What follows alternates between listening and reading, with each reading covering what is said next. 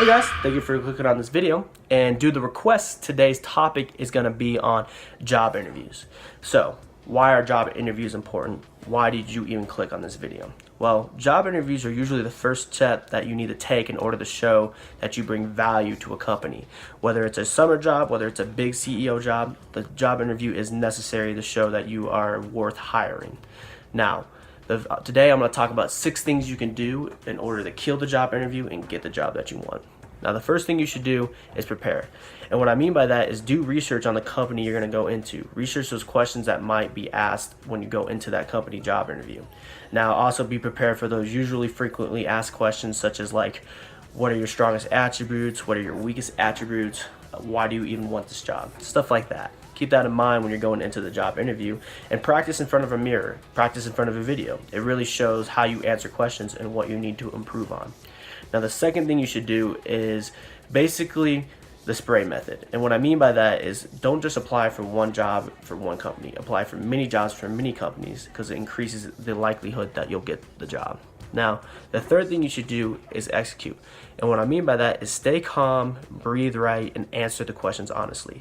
It makes you look more believable, and it builds more rapport with the person you're doing a job interview, and most likely they'll hire you. Now, the fourth thing you should do is dress nice, smell nice, and be confident. And what I mean by that is when you're dressing nice and you're smelling nice, you have more confidence within yourself going into that interview. And then, of course, body language. When I'm going into body language, I talked about this a few videos ago, but basically having that confident body language, it shows that you're ready for that interview. And, make sure your eyes are up, you're making great eye contact, your head is up, and then your chest is up, and this is the most important part, your hands, make sure they're on your lap, on your thighs, because if they're not, you're going to be fidgeting with your hands, and that makes you look unbelievable. Research shows that the more a person that fidget, it makes them look more unbelievable and they won't get hired. So keep that in mind when you're going into a job interview.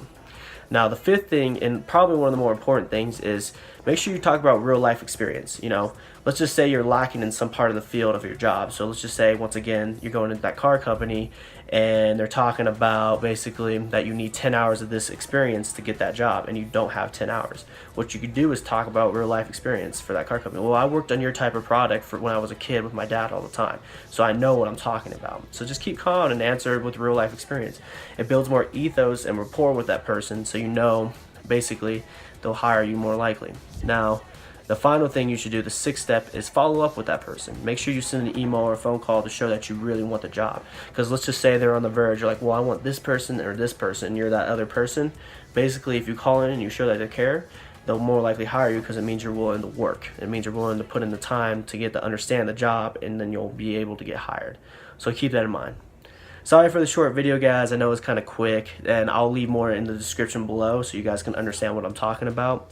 But I just want to thank everyone for their feedback so far. It means the world to me, and I'm going to keep making videos. For my next video, I'm thinking about making a kettlebell video for people who are just starting on lifting.